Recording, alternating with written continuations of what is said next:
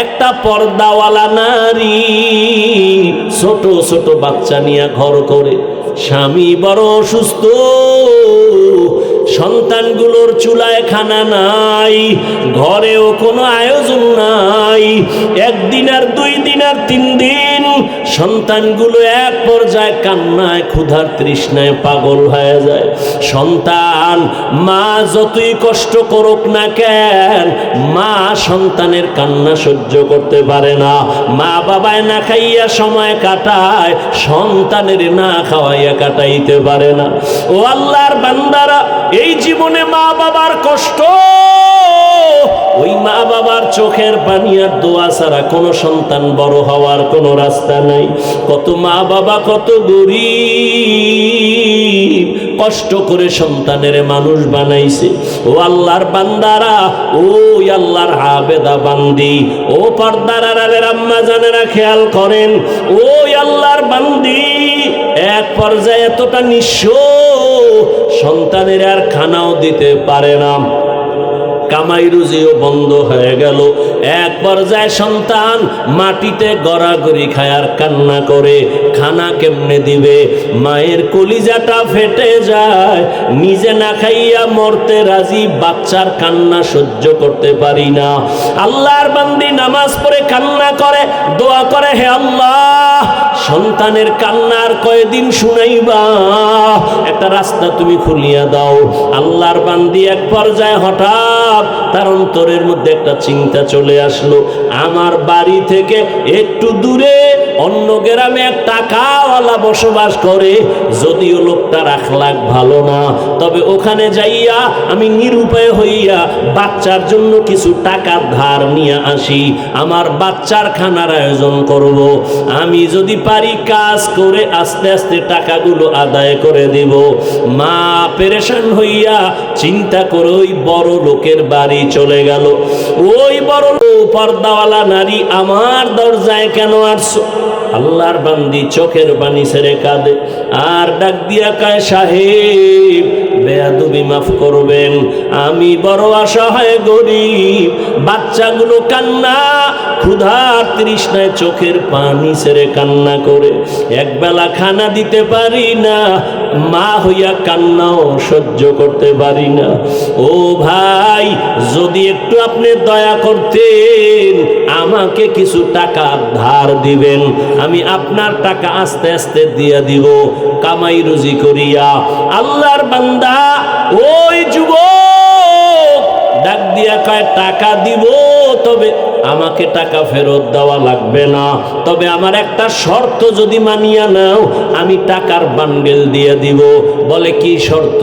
বলে তুমি যদি আমার থেকে টাকা নাও, 1 রাতের জন্য তোমার দেহ আমাকে দিবা ব্যবহারের জন্য ফ্রি। মহিলা চিন্তায় পড়ে গেল, সন্তানের কান্না সহ্য করা যায় না, কাপড়ের আঁচল দিয়া চোখের পানি মুছে কি করব, সন্তানের কয়দিন আর না খাওয়া রাখবো? চিন্তা ভাবনা করিয়া আল্লাহর উপরে ভরসা করিয়া বলে, আমাকে টাকা দাও, আর তুমি যদি চাও আমার দেহটা তুমি উপভোগ করবা, আমি রাজি হয়ে গেলাম। কিন্তু মনে মনে কাঁদে, হে মালিক, তুমি কুদরতের দ্বারা ইজ্জতের হেফাজত করিও। ওই আল্লাহর গোলাম আখলাক চরিত্র নষ্টওয়ালা টাকার মালিক এই কথা শুই না বড় খুশি, টাকার বান্ডিলটা হাতের মধ্যে দিয়া বলে, চলো। তার অন্দর মহলের মধ্যে ঢুকাইয়া একটা রুমের মধ্যে নিয়ে বসাইয়া টাকার বান্ডিল পাশে রাইখা দরওয়াজা জানালা বন্ধ করে দিল। এরে নবীর উম্মত, ওই মহিলার গায়ে এখনো হাত লাগায় নাই, টাচ করে নাই, কিন্তু ওই গুনাহগার বান্দা দেখে মহিলা বসে বসে হাউ মাউ করে কান্না করে আর চোখের পানি মুছে। এবার ডাক দিয়া কয়, রে বোন, তুমি কেন কান্না করো? আমি তো তোমারে টাচ করি নাই, তোমার টাকাও তো আমি নিয়ে যাই নাই, তুমি আবার কেন এই রুমের মধ্যে বসে কান্না করো? আল্লাহর বান্দি চোখের পানি ছেড়ে কয়, ভাই, আমার এই জীবন, আমার বাবা বড় কষ্টের জীবন, দিয়ে আমাকে বড় বানাইছেন, আমার জীবনে একটা চরিত্রের কলঙ্কের দাগ নাই। আজ আমি সন্তানের খানার জন্য নিরুপায়, আমি সন্তানের মায়া সহ্য করতে পারি না। একটা মা সন্তানের দূরে রেখে যত ভালো খানা ঘরে তৈরি হয় মা কখনো মুখে দেয় না, সন্তানের চিন্তায় বড় ব্যস্ত। আমি মা ভালো খাবো না জানি সন্তান কত কষ্টে জীবন কাটায়। মা ডাক দিয়া কয়, রে ভাই তুমি আমার শরীরের মধ্যে টাচ করো নাই, আমার জীবনে আমাকে কোনো বেগানা টাচ করে নাই। আজ আমার কপাল এত খারাপ, আমার সন্তানের খানা ক্ষুধার তৃষ্ণা আমি বাধ্য হইয়া তোমার সামনে আছি। তোমাকে দেখি তুমি দরওয়াজা জানালা বন্ধ করেছো, কিন্তু আমি তো ভয় পাই আমার মালিক দুনিয়ার কেউ দেখবে না, তবে আমার আল্লাহর দেখার দরজা কেমনে বন্ধ করবা? আমার আল্লাহ তো কোরআনে ওয়াদা করেছেন, ফাইনামা তুআল্লু ফাসাম্মা ওয়াজহুল্লাহ। ওরে বান্দা তুই কই দৌড়াইতেছো? যেদিকেই যাবি সেদিকেই আমি আল্লাহ হাজির। ওয়া হুয়া মাআকুম আইনামা কুনতুম। আমার আল্লাহকে ফাঁকি দেওয়ার কোনো উপায় নাই। ওরে আজ আমার জীবনে কেউ আমার শরীর টাচ করে নাই, গুনার আসর লাগে নাই। আজ আমার কপাল কেন এত খারাপ? সন্তানের অভাবে পড়িয়া আজ আমি একটা জিনার জন্য রুমের মধ্যে আটকায় গেলাম। আমার মাওলা কি আমার ইজ্জত রক্ষা করবেন না? মহিলার কান্না এত বিভোর, রহমতের নবী হাদিসে ঘটনা উল্লেখ করেছেন। ওই মহিলার কান্না ওই বড় জিনাকারের অন্তরের মধ্যে দাগ কেটে গেল।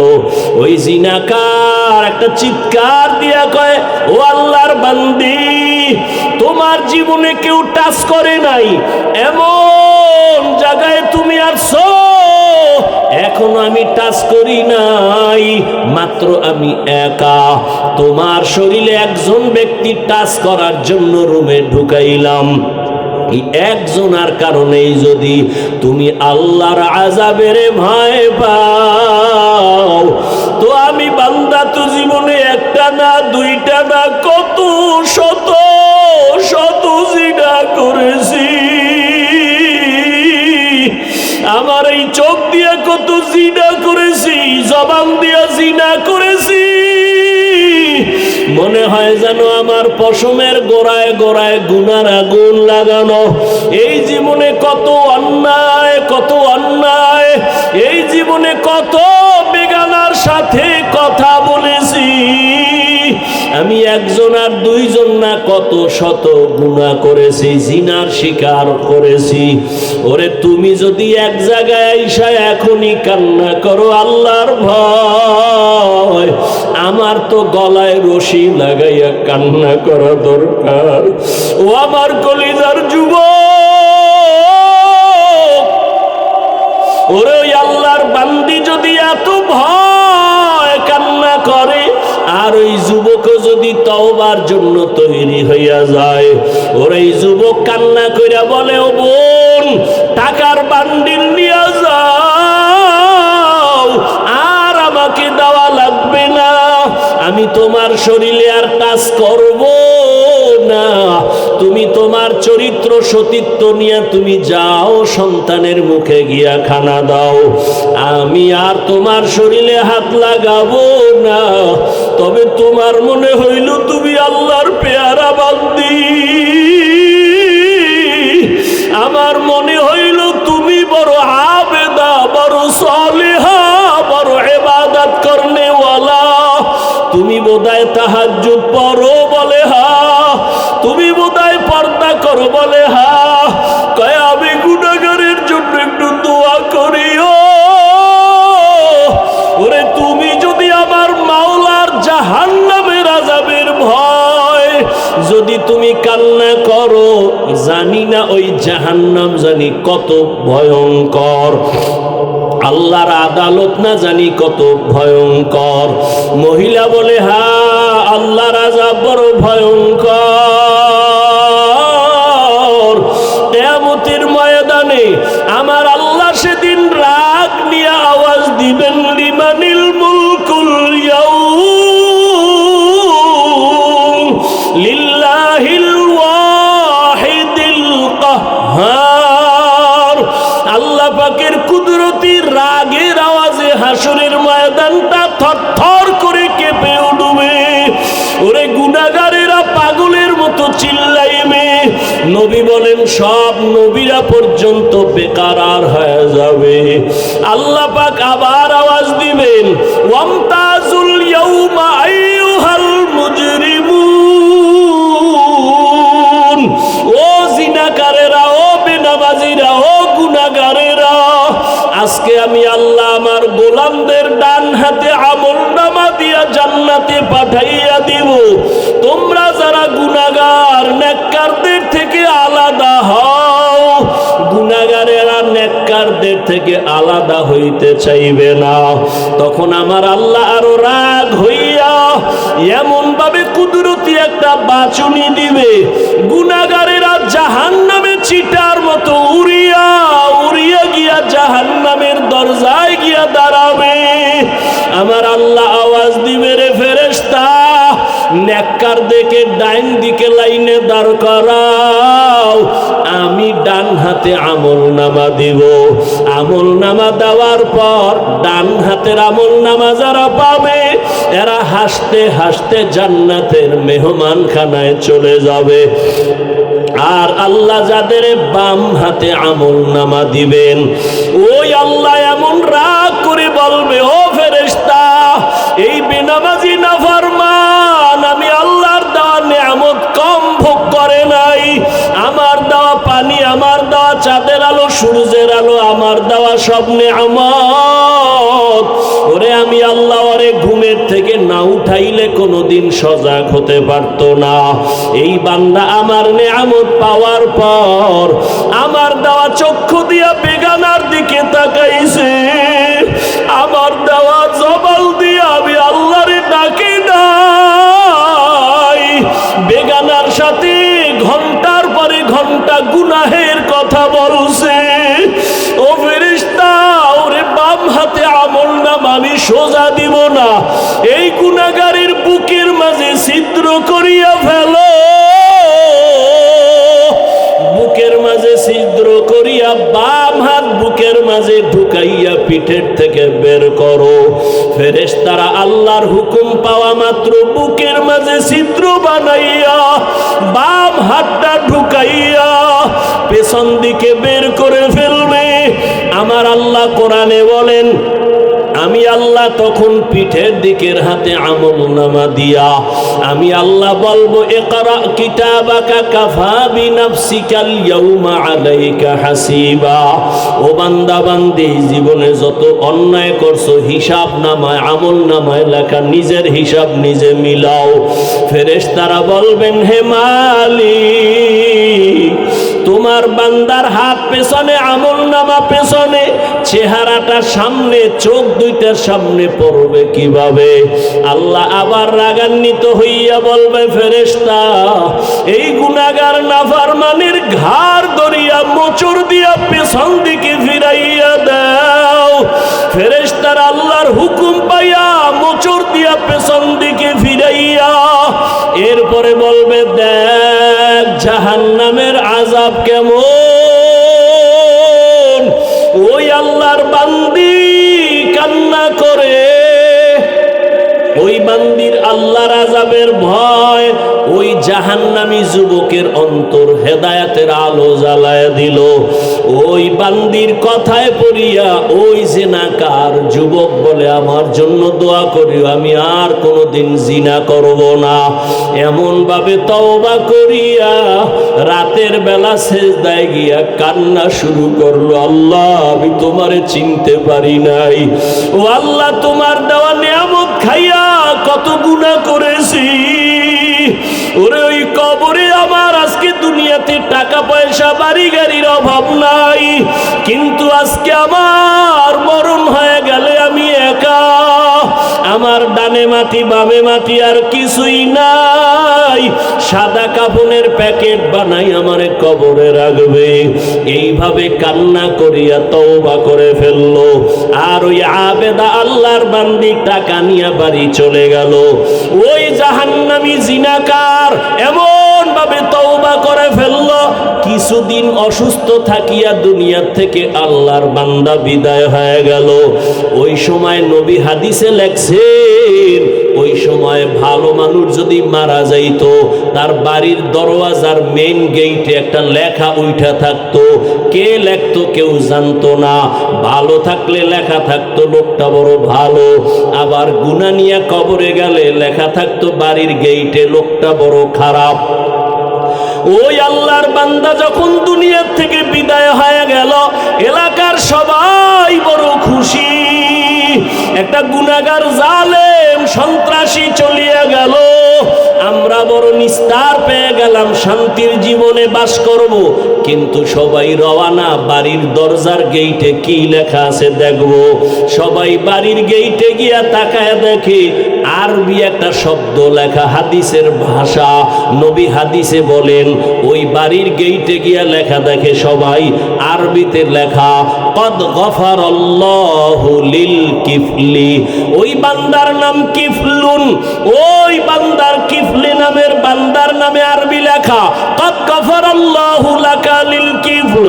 এই লেখা দেখা মানি হলো আল্লাহর ঘোষণা, ওই বান্দা তোমার জীবনের গুনাহ মাফ হয়ে গেছে, আল্লাহ তোমাকে মাফ করে দিছে। ও কিফলি নামের বান্দা, কদ গফারাল্লাহু লাকা, কদ গফারাল্লাহু লিল কিফল।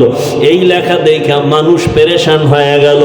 এলাকার চিহ্নিত জাহান্নামী গুনাহগার জিনাকার, ওর বাড়ির দরওয়াজায় এই লেখা কেন আসলো? সবাই আশ্চর্য হয়ে গেল, আল্লাহ নাকি তাকে মাফ করে দিয়েছেন। সবাই তদন্ত শুরু করলো, ব্যাপারটা কি?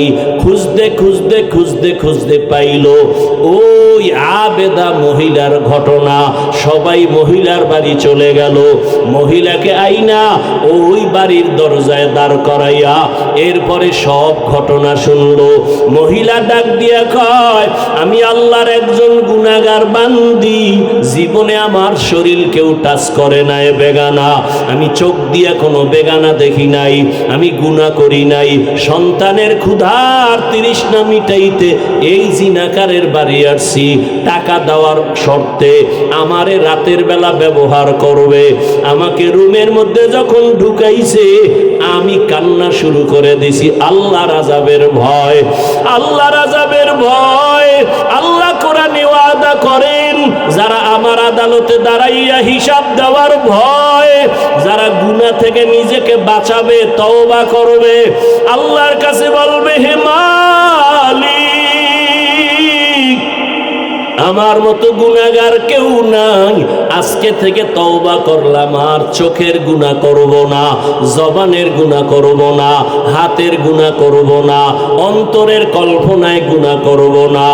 ও এলাকার মা বোনেরা, ও বৃদ্ধ বাবাজিরা, ও কলিজার যুবক বাবারা, একটু চিন্তা করো, গুনাহ করতে করতে যদি তুমি লাগাতার করো আর না ছাড়ো, এই গুনার চরিত্র তোমার সন্তানের মধ্যে চলে যাবে। সন্তানও দিন দিন খারাপ হতে থাকবে। তোমাকে দেখাইয়া গুনাহ করা লাগবে না, গোপনেও যদি গুনাহ করো সন্তানের মধ্যে ওই গুনার আসর চলিয়া যাবে। এই জন্য এখনো সময় আছে, তওবা করে নাও। ও পর্দার আড়ালের মা বোনেরা, আল্লাহর কাছে তওবা করেন। আপনার মতো কত মা কত বোন এখনো নামাজ ছাড়ে না, বেপরদায় চলে না, স্বামীর মাল নষ্ট করে না, মোবাইলে চরিত্র বিক্রি করে না। ও বাবাজিরা, ও যুবক বাবারা, এখনো কি তওবা করবা না? আল্লাহর আযাবের ভয়, হিসাব দেওয়ার ভয়। জীবনে তো গুনাহ কম করো নাই, গুনার খবর আমার মা বাবা আপনজন কেউ জানে না। আল্লাহ জানিয়াও রাগ করে সম্মানের জায়গা থেকে ফালাইয়া দেয় নাই। এখনো তওবা করো আর মনে মনে আমার আল্লাহকে ডাকো। ও দয়ার মালিক, জীবনে কত গুনাহ করেছি আমার কেউ জানে না মাওলা, তুমি জানিয়া রাগ কইরা সম্মানের জায়গা থেকে ফালাইয়া দাও নাই। ও আল্লাহ, গুনার কারণে তুমি খানা বন্ধ করো নাই, গুনার কারণে তুমি কারো সামনে ইজ্জত নষ্ট করো নাই। আজকে থেকে তওবা করলাম, আর গুনাহ করব না। দুনিয়াতে একটা বেতের বাড়ি সইতে পারি না, একটা মশার কামড় সইতে পারি না। ওরে গুনাহ নিয়ে কবরে গেলে জাহান্নামের গরম, ওই কবরে মাটির চাপ, সাপ বিচ্ছুর কামড় কেমনে সহ্য করবা? তওবা করার মতো যদি কারো অন্তর তৈরি হয়, গুনার কারণে দিলটা পাথর, চোখে পানি নাই, অথচ আল্লাহ কোরআনে বলেন সুম্মা কাসাত কুলুবুকুম মিন বাদি যালিকা ফাহিয়া কাল হিজারা আও আশাদ্দু কাসওয়া ওয়া ইন্না মিনাল হিজারাতি লামা ইয়াতাফাজ্জারু মিনহুল আনহার ওয়া ইন্না মিনহা লামা ইয়াশাক্কাকু ফায়াখরুজু মিনহুল মা ওয়া ইন্না মিনহা লামা ইয়াহবিতু মিন খাশিয়াতিল্লাহ ওয়া মাল্লাহু বিগাফিলিন আম্মা তা'মালুন। আল্লাহ কোরআনে বলে, ও মানুষ, তোদের কলব কেন এত শক্ত? পাথরের থেকেও কি শক্ত হয়ে গেল? অথচ জাহান্নামের আযাবের ভয়, কত পাথর কান্না করে ঝর্ণা ধারা প্রবাহিত করেছে, ওই যে পাথরগুলো পানি ফেলে ঝর্ণার মতো। আল্লাহ কোরআনে বলে ওরা পানি ফেলে না, জাহান্নামের আযাবের ভয় কান্না করে। কিছু পাথর আছে টপ টপ করে পানি ফালায় আর কাঁদে, আবার কিছু পাথর আছে জাহান্নামের ভয়ে ফেটে যায়, এক জায়গা থেকে আর এক জায়গায় পড়ে যায়। আল্লাহ কয়, ও মানুষ, এত খারাপ কেন? তোমার কলব কি পাথরের থেকেও শক্ত? পাথর যদি জাহান্নামের ভয় কান্না করে, তোমার চোখে কেন পানি আসবে না? ও আল্লাহর বান্দারা, 2 ফোঁটা চোখের পানি পাঠাও। ওই মা বাবার জন্য 2 ফোঁটা চোখের পানি ফেলো। গুনার কথা স্মরণ করে কান্না করো। কান্না যদি না আসে, যাদের চোখে পানি তাদের থেকে দোয়া নাও। আল্লাহর কাছে বলতে থাকো, হে মালিক,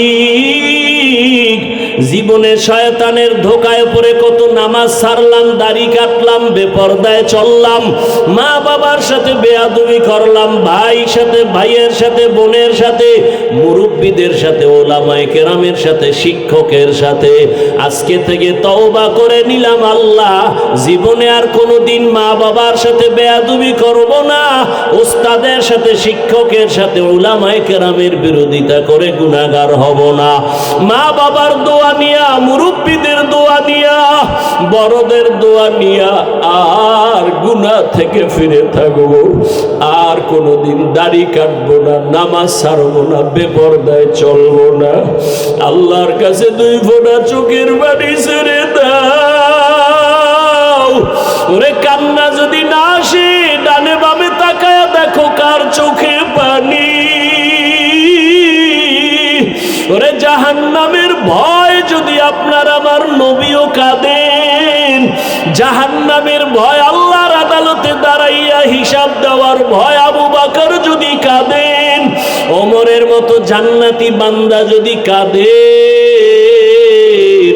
আপনার কপাল কেন এত খারাপ? চোখে পানি আসে না? এখনো সময় থাকলে মা বাবার দোয়া নাও। ওরে মা বাবা যার নাই, ওই কবর থেকে তাকাইয়াছে, একটু দোয়া কখন করবা? ওরে ওই মা বাবার জন্য কি একটু দিলে মায়া হয় না? ওই মা বাবার জন্য কি একটু দয়া হবে না রে সন্তান? ওই মা বাবা কত কষ্ট করে তোমাকে আমাকে মানুষ বানাইছেন। ওই মা বাবাকে কিছু দিতে না পারলো, 2 ফোঁটা চোখের পানি দাও। ও আল্লাহ, তাকাইয়া দেখে এই ময়দানে আপনার কোন গোলামেরা আপনার মোহাব্বত পাওয়ার জন্য কান্না করে। আয় আল্লাহ, এই শীতের মধ্যে কেউ টাকার জন্য কাঁদে না, বাড়ির জন্য কাঁদে না। আয় আল্লাহ, সবাই জাহান্নাম থেকে মুক্তি চায়। আয় আল্লাহ, শয়তানের ধোকায় গুনাহ কাঁদে আর গুনাহ করবে না। আয় আল্লাহ আমাদের মাফ করে দেন, খাঁটি তওবাওয়ালা জিন্দেগি আমাদের দান করেন, গুনাহের প্রতি ঘৃণা জমায়া দেন। আয় আল্লাহ গুনাহের প্রতি ঘৃণা জমায়া দেন, নবীজির সুন্নাতওয়ালা জিন্দেগি আমাদের দান করেন, আমিন।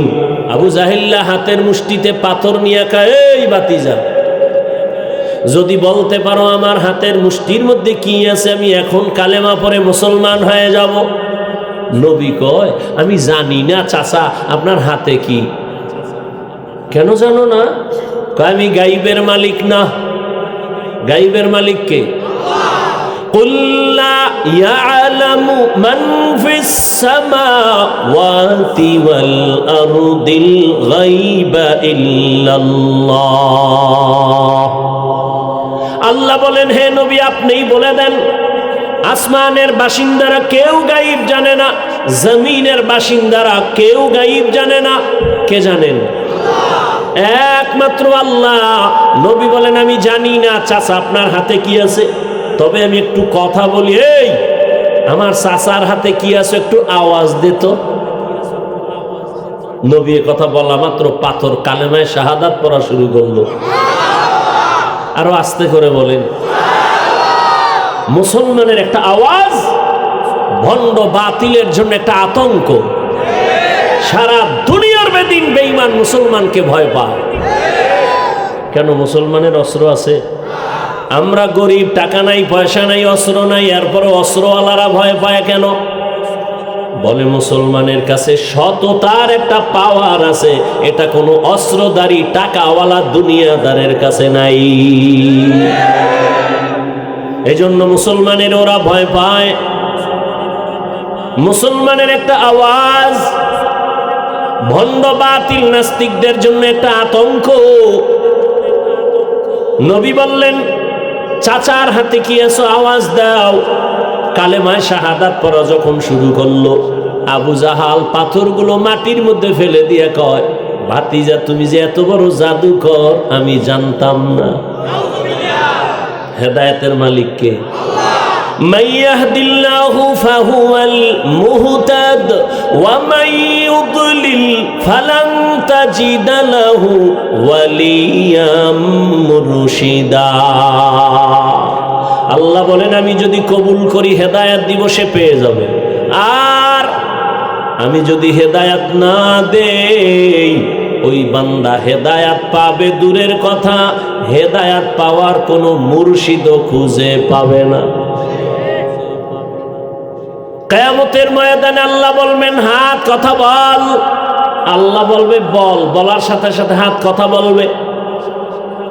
আল-ইয়াওমা নাখতিমু আলা আফওয়াহিহিম ওয়া তুকাল্লিমুনা আইদিহিম ওয়া তাশহাদু আরজুলুহুম বিমা কানু ইয়াকসিবুন।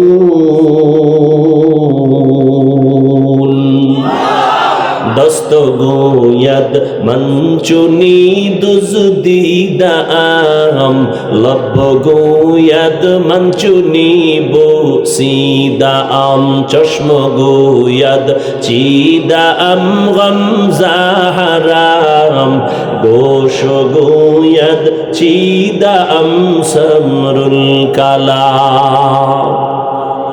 হেদায়েতের মালিক কে? হাত বলবে হেদায়ার মালিক। তুমি হাত দিয়েছো, এই হাতের দ্বারা মা বাবার খেদমত করবে, নেক কাজে হাত ব্যয় করবে, কিন্তু করে নাই, বরং হাত দিয়া আলেমের বিরুদ্ধে ফেসবুকে হাত ব্যবহার করেছে। চোখ বলবে, হে আল্লাহ তুমি যা দেখতে বলছো তা এই চোখ দিয়া বান্দা দেখে নাই। চোখ দিয়া মা দেখবে সওয়াব, এই চক্ষু দিয়া বাবার দিকে তাকাবে সওয়াব, এই চোখ দিয়া কোরআন খুলে তাকাবে সওয়াব, এই চক্ষু দিয়া বাইতুল্লাহ দেখবে সওয়াব। কিন্তু বান্দা দরওয়াজা জানালা বন্ধ করে সারাটা রাত মোবাইলের দিকে তাকায়া তাকায়া কবিরা গুনাহ দেখেছে।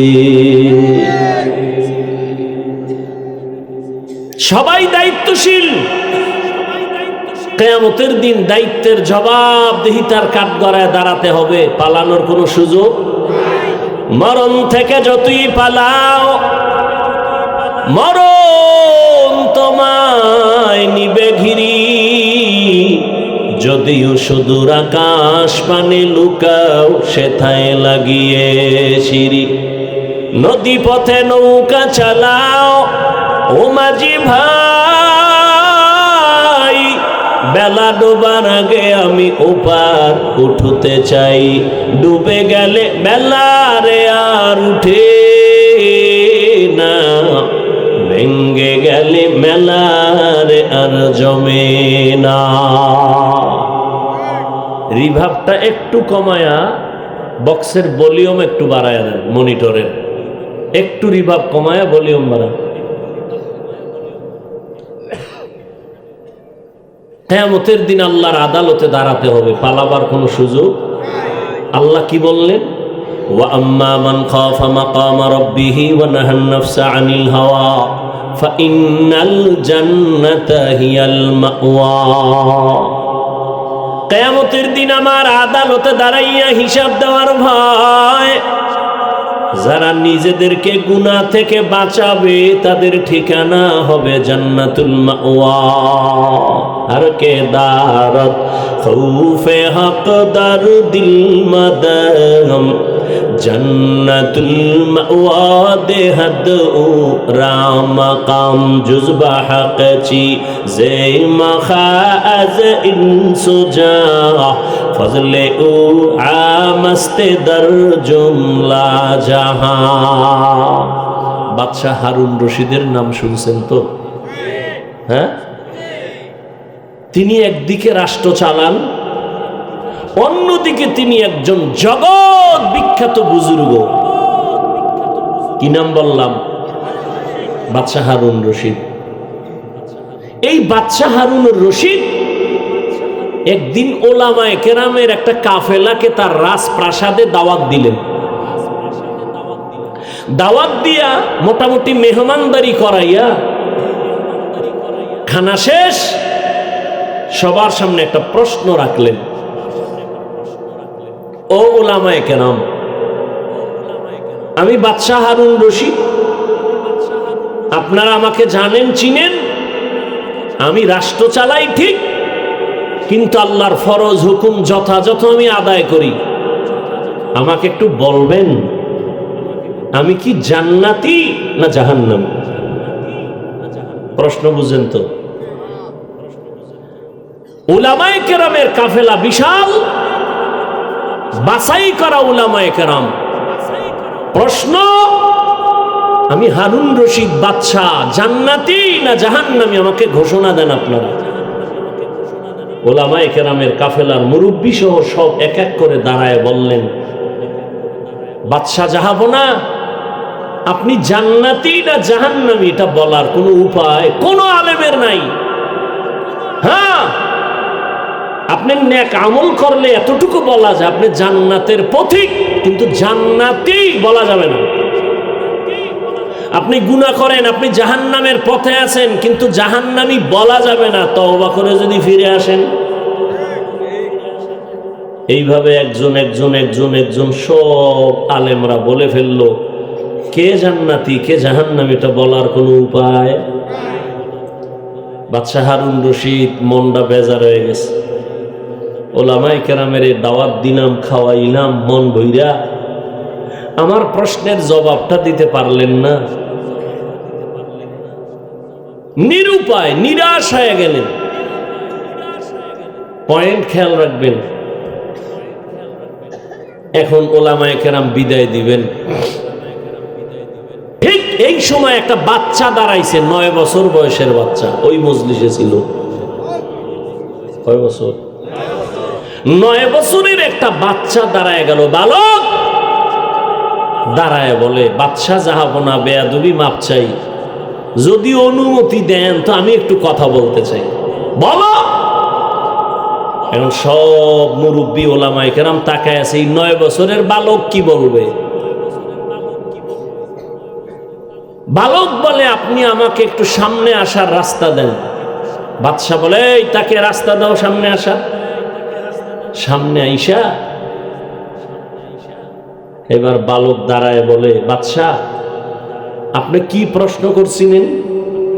কয় যে আমি বাদশা হারুন রশিদ জান্নাতি না জাহান্নামী, এইটা প্রশ্ন আমার। কয় জবাবটা আমি দিব ইনশাআল্লাহ। তবে আপনার কাছে আমার প্রশ্ন, যিনি প্রশ্ন করেন সে বেশি দামি না যে উত্তর দেন সে দামি? কে? বাদশা কয় যে উত্তর দেয়। কত বেয়াদবি, মাফ করবেন, উত্তর কে দিব? আমি। তাহলে আপনি সিংহাসনটা ছেড়ে নিচে আসেন, আমাকে সিংহাসনে বসায় না। বাদশা তো অভদ্র না, জ্ঞানী।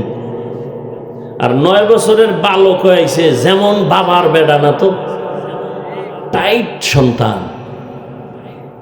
বাদশা হারুন রশিদ কয়, এই ওজিরে আজম, আমার জন্য নিচে বিছনা দাও বসা, আর এই বালকের আমার সিংহাসনে উঠাইয়া দাও। সুবহানাল্লাহ। 9 বছরের বালক বাদশা হারুন রশিদ সিংহাসন ছেড়ে যখন নিচে গিয়া বসছেন, 9 বছরের বালক এসে সিংহাসনে বসে গেল। বইয়েই কয়, এলেমের সম্মান এমনই হয়। কিসের সম্মান? এলমেরা এজাজু করদান বেহিসাব, খলকেরা দাদান জওয়াবে বাসওয়াব, হক না দারত দুস্তে খলকা জারেরা, নিস্তে ই খাসলত একে দিনদারেরা। কত বড় দুঃসাহস এই বাচ্চাটার! 9 বছরের বালক এমন একটা পেছে ফালাইয়া বাদশাকে নিচে বা নামাইতে বাধ্য। এত বড় বাদশার সিংহাসনে গিয়া 9 বছরের বালক বসে গেল। সবাই তাকাইয়া আছে, ওলামায়ে কেরামও তাকায় আছেন, দেখি 9 বছরের বালক কি জবাব দেয়। জবাব না দিতে পারলে আজ এই বাচ্চার কোনো রক্ষা হবে না। বাদশা জবাব দেওয়ার আগেই সিংহাসনে বসিয়েই ভূমিকা দিলেন, ও বাদশা হারুন রশিদ, এলেমের সম্মান তো এমনই হয়। আমি বালককে আমার বয়সে এই সিংহাসনে বসায় নাই, আল্লাহ পাকের দেওয়া ইলমের বরকতে এখানে বসাইছে। हकीकत से तू दुनिया बेखबर है, दुनिया की नुमाइश पर नजर है। এলেমের বড় দাম। ঢাকা শহরে বলেছিলাম, ও বাংলাদেশের মানুষ, আঙ্গুলটা উঁচা কইরা বলো, হাটাজারির আহমদ শফি হেলিকপ্টারে দৌড়ায় কেন? এই বাংলাদেশের নাস্তিকরা ফেসবুকে লেখে, পত্রিকায় লেখে, চরমনার পীর হেলিকপ্টারে দৌড়ায় কেন? হাফিজুর রহমান হেলিকপ্টারে দৌড়ায় কেন? আজহারি সাহেব হেলিকপ্টারে দৌড়ায় কেন? আমি বললাম, ওই নাস্তিকের দল হাটাজারির আহমদ শফি আর চরমনার পীর হেলিকপ্টারে দৌড়ায় না। হাফিজুর রহমানের বাবারও ক্ষমতা নাই হেলিকপ্টারে উঠার মতো, এরা নিজেরা দৌড়ায় না। আল্লাহ দেখায় হেলিকপ্টার এলেমের সম্মান এত উপরে দৌড়ায়। এলমেরা এজাজু করদান বেহিসাব, খলকেরা দাদান জওয়াবে বাসওয়াব, হক না দারত দোস্তে খলকা জারেরা, নিস্তে ই খাসলত একে দিনদারেরা। রহমতের নবী আমার এমন একটা সময় দুনিয়াতে আসছেন যেই সময় আইসা দেখে মক্কার মানুষগুলো সব নাপাক, পৃথিবীতে এমন খারাপ মানুষ আর কোথাও নাই। বড় আশ্চর্য, মক্কার মানুষ এত খারাপ কেন? আলিপুর কেন্দ্রীয় মসজিদের পাশে যার বাসা, এই বাসাওয়ালারা যতটুকু খারাপ, এর পাশে দূরে যারা তারা আরো খারাপ হবে, কিন্তু মসজিদের পাশের মানুষগুলো একটু অন্যের তুলনায় কম খারাপ হবে, এটাই তো নিয়ম। কিন্তু পৃথিবীর শ্রেষ্ঠ ঘর বাইতুল্লাহ মক্কায়, যেই বাইতুল্লাহর দিকে শুধু তাকায়া থাকবে সওয়াব, যেই বাইতুল্লাহর এরিয়ায় একবার আল্লাহ বলে ডাক দিবে 1,00,000 বার আল্লাহ বলার সওয়াব, যেই বাইতুল্লাহর এরিয়ায় একটা সিজদা দিবে 1,00,000 সিজদার সওয়াব। এই দামি বাইতুল্লাহ, যেই বাইতুল্লাহ আল্লাহ জমিনটা বানাইয়া অন্য কিছু বানান নাই, প্রথমে বাইতুল্লাহ বানাইলেন। ইন্না আউওয়ালা বাইতিন উযিআ লিন-নাসি লাল্লাযী বিবাক্কাতা মুবারাকাও ওয়া হুদা মুবারাকাও ওয়া হুদান লিল আলামিন।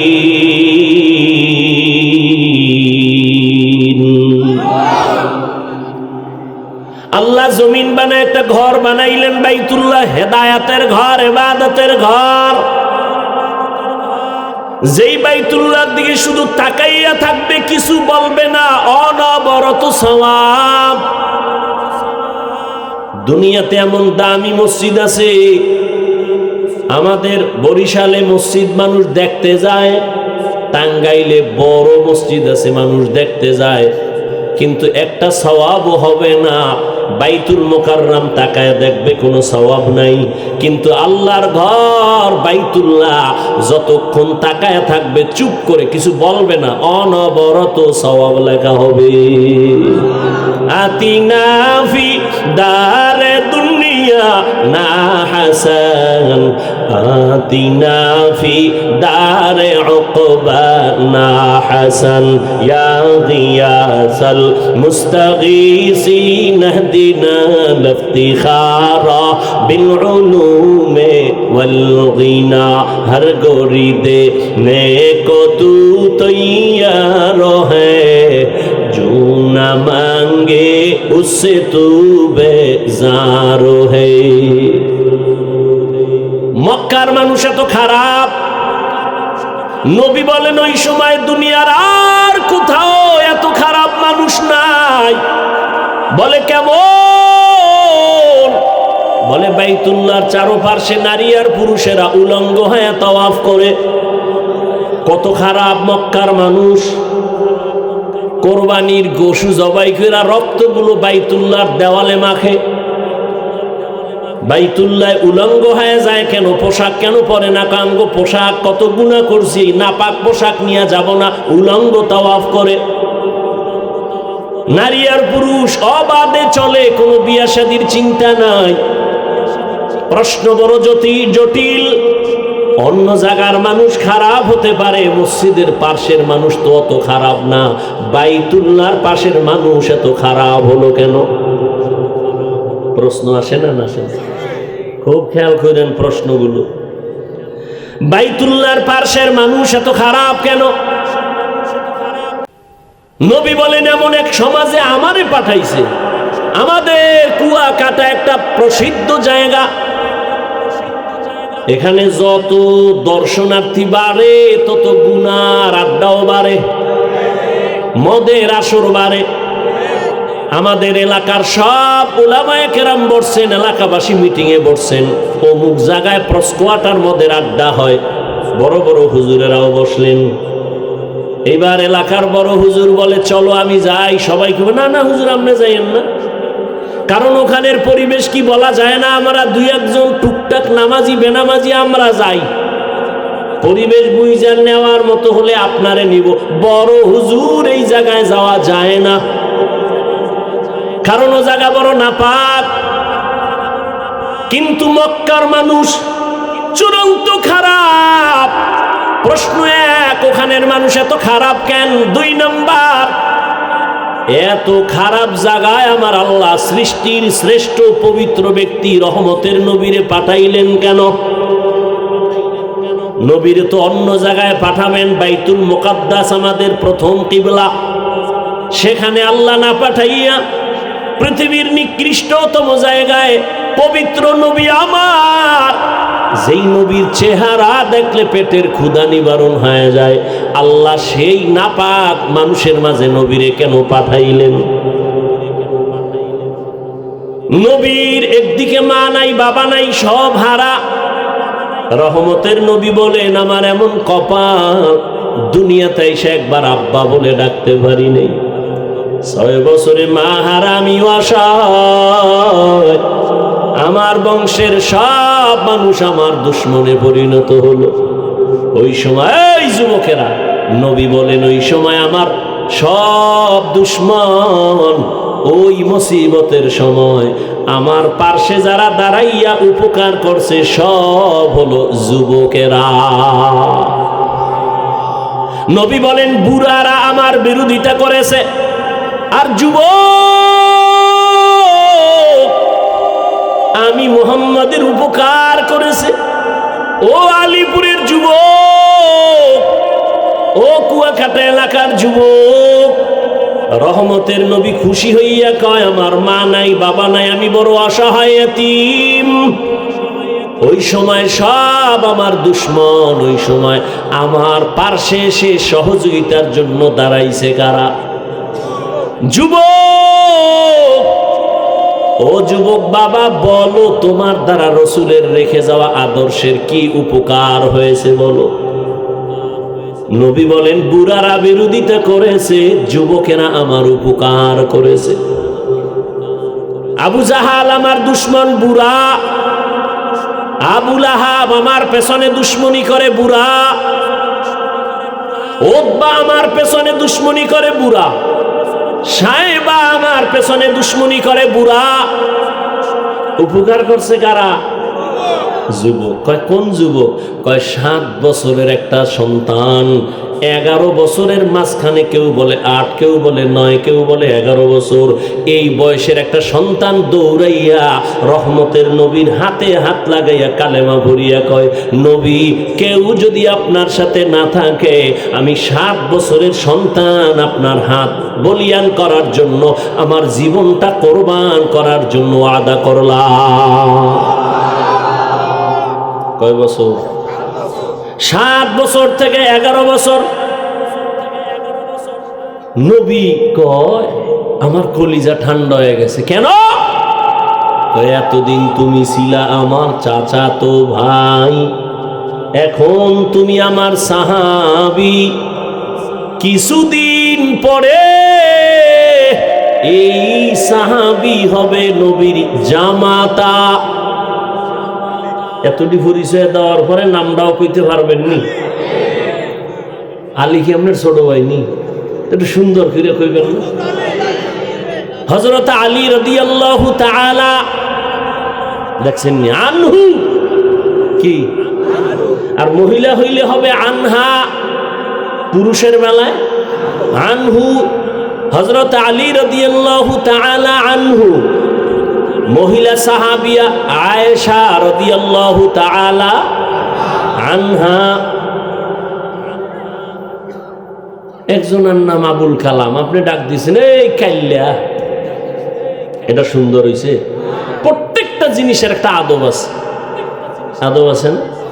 লিকুল্লি শাইইন জিনাতুন ফিল ওয়ারা ওয়া জিনাতুল মারই তামামিল ইতামামুল আদাবি আজ খোদা খাহিমে তৌফিক আদব বে আদব মাহরুমে গাস্তাজ ফজলে রা। কথা কোন জায়গায় দেখেন ঢুকছি মনে আসেনি? কন একজনে কন।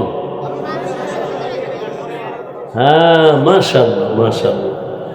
ওই 9 বছরের বালক কই? সিংহাসনে বসে আছে, বৈশাই একটা ভূমিকা রাখছে, কয় জবাব পরে, আগে শোন, এলেমের সম্মান এমনই হয়। ওই হযরত আলী 7 থেকে 11 বছর রহমতের নবীর হাতে হাত লাগাইয়া এমন দামি হয়ে গেলেন, রহমতের নবী একটা কলিজা দিয়া দোয়া করলেন, আনা দারুল হিকমা ওয়া আলিয়ুন বাবুহা, ও আল্লাহ আমি হলাম ইলমের ঘর আর এই ইলমের দরওয়াজা আমার আলী। আরো আস্তে করে বলেন, কি আওয়াজ দেন?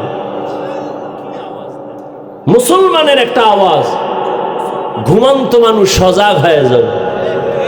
ও দেশ স্বাধীন করছেন এই জন্য আওয়াজ কমে গেছে না, দেশ স্বাধীন করে নাক টাইনে ঘুমাইতেছেন আর চট্টগ্রামে আইনজীবীর গলা কাটে। হ্যাঁ, আমি ঢাকায় বলেছি, ও জাতি, মুসলমান তো স্বাধীন বলে নাক টেনে ঘুমাবে ওই দিন যেদিন হবে ইসলামের স্বাধীন। এরে যুবক, মুসলমান তো ওই দিন নাকি তেল লাগায় স্বাধীন স্বাধীন করে ঘুমাবি যেই দিন এই ময়দানে গ্রামে গঞ্জে উলামায়ে কেরাম সিনা টান করে কোরআনের কথা বলবে, কোন সুদখোর বেনামাজির অনুমতি নিতে হবে না যেদিন। মুসলমান তো স্বাধীনভাবে ঘুমাবা সেই দিন এদেশের মসজিদ আর মাদ্রাসার কমিটির মধ্যে বেনামাজি থাকবে না যেদিন।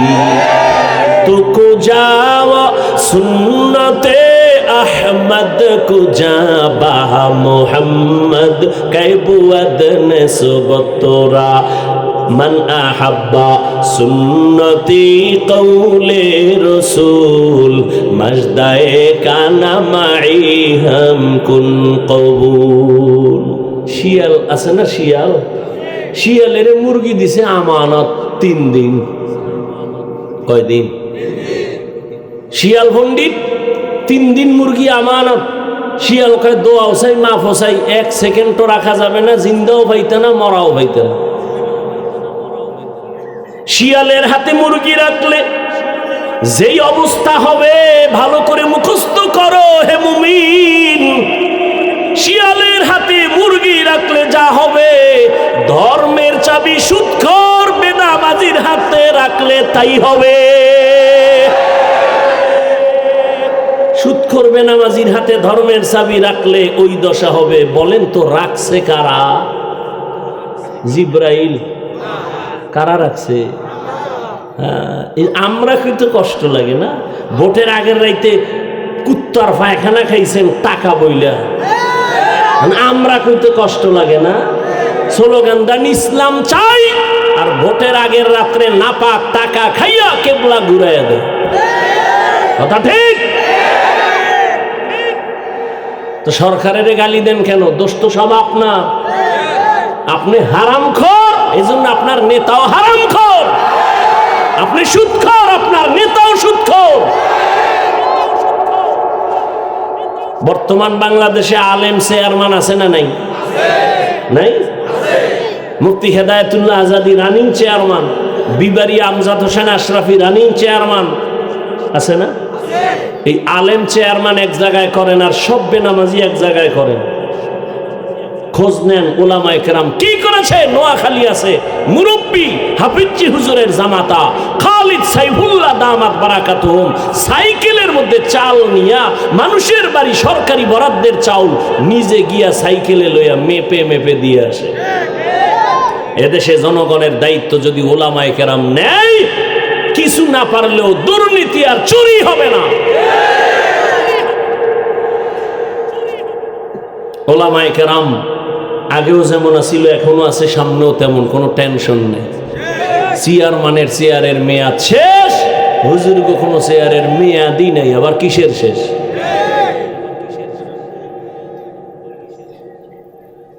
আল্লাহ হেদায়েত দান করুন। নাক টেনে ঘুমায়েন না, কাফনের কাপড় হাতে রাখেন, ডাক আসলে আবার যেতে হবে। জালেমের বিরুদ্ধে আন্দোলন একবার না বারবার করতে হবে। কোন জালেমকে কথা বলার সুযোগ দেয়া হবে না, সত্যিকার অর্থে সুযোগ দেয়া হবে না, সোচ্চার থাকতে হবে।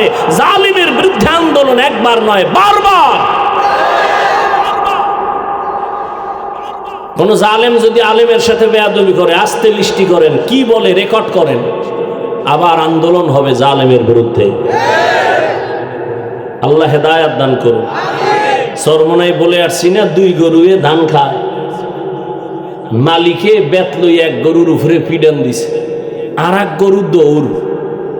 জিগে তুই দৌড় কেন? এর পরের সিরিয়াল আমার। বুঝছেন? আর বাংলাদেশ, কিন্তু এটা বাংলাদেশ, এটা বাংলাদেশ, বুঝলেন?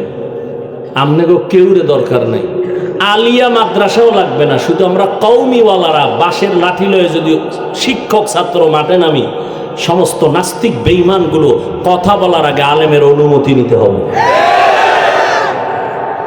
সাবধানে চইলেন। আর বুকের পাটা থাকলে সামনে দাঁড়ায়েন। ওলামায়ে কেরাম, ওলামায়ে কেরাম মরতে জানে, মারতে জানে, কিন্তু কোনো বেঈমান আর নাস্তিকের সামনে মাথা নত করতে জানে না।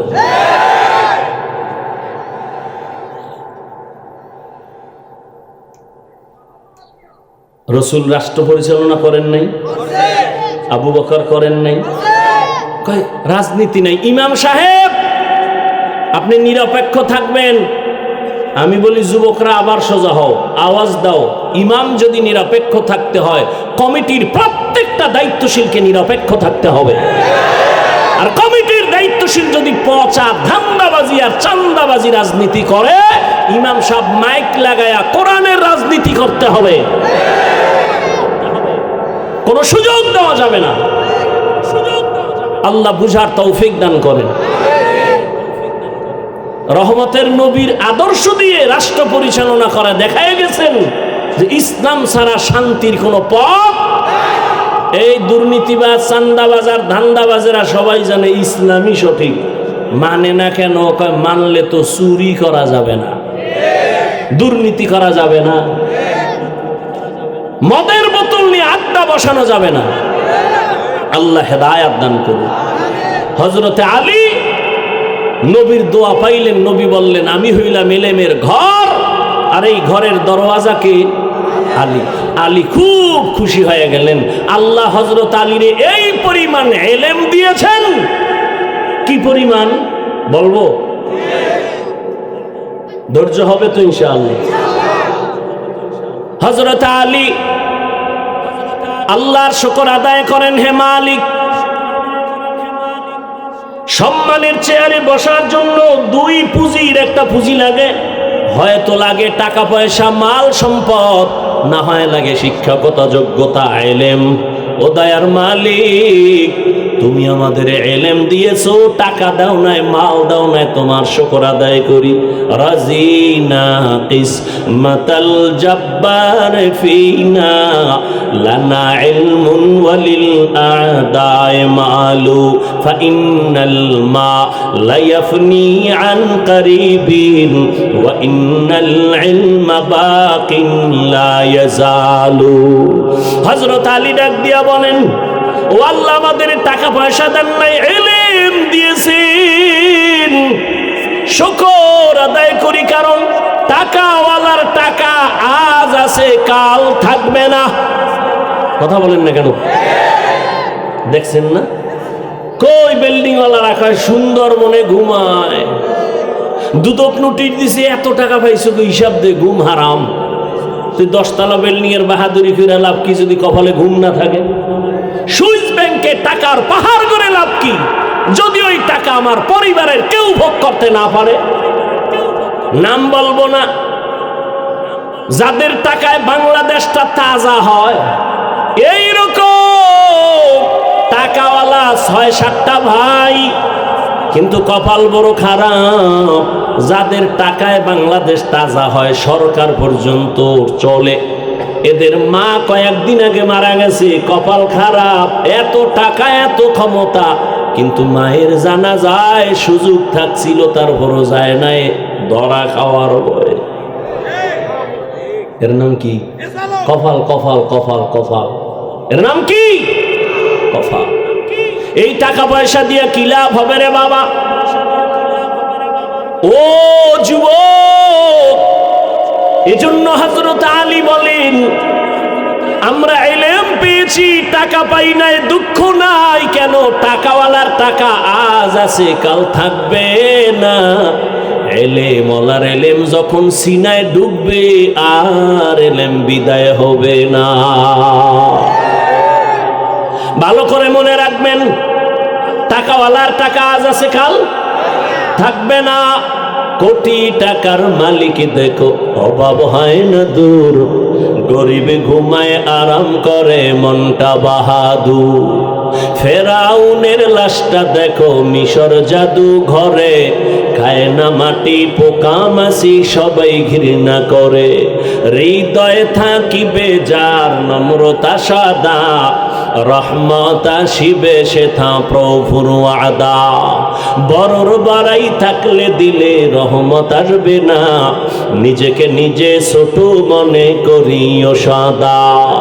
উঁচু জমিন থেকে পানি নিচু জমিনে যায়, তেমনি খোদার রহমত আসে নম্রতার হৃদয়। ভোগবিলাসের বাড়ি গাড়ি পরে রবে সব, ভোগবিলাসের বাড়ি গাড়ি পরে রবে সব।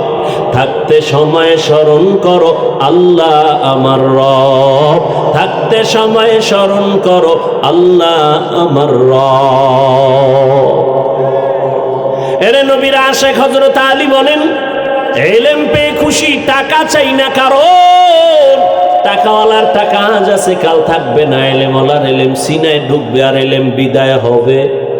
তবে এখানে ছাত্রদের জন্য একটা পয়েন্ট আমি বলে রাখি, ও আমার কলিজার ছাত্র বাবারা, ইলম সিনায় ঢুকবে। ও স্কুল কলেজের ছাত্র,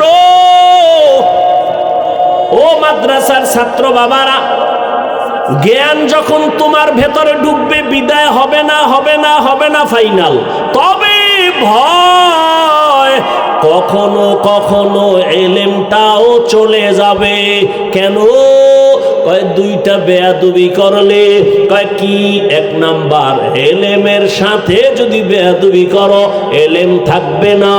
দুই, ইলম যারা শিখায়, এই ইলম ওয়ালাদের সাথে যদি শিক্ষকের সাথে বেয়াদবি করো, তো ইলম তোমার মধ্যে থাকবে না। তুমি একদিন দেখবা অনেক বড় আলেম, এক সময় দেখবা তোমার জিহনের মধ্যে কোনো আয়াত নাই, কোনো ইলম নাই। বড় কঠিন কথা।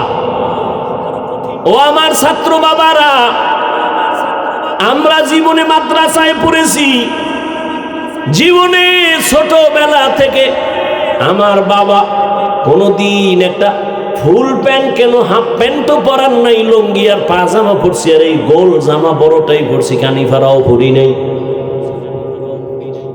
কিন্তু একটা বাংলা লেখা পাইলে ওই কাগজটা সম্মান করে সম্মানের জায়গায় রাখি। আর ও ছাত্র বাবারা, ওই বাংলা পৃষ্ঠার বইয়ের পৃষ্ঠা ছিঁড়া তুমি জোতার মধ্যে ঢুকাইয়া পরীক্ষার হলে যাও নকল করার জন্য।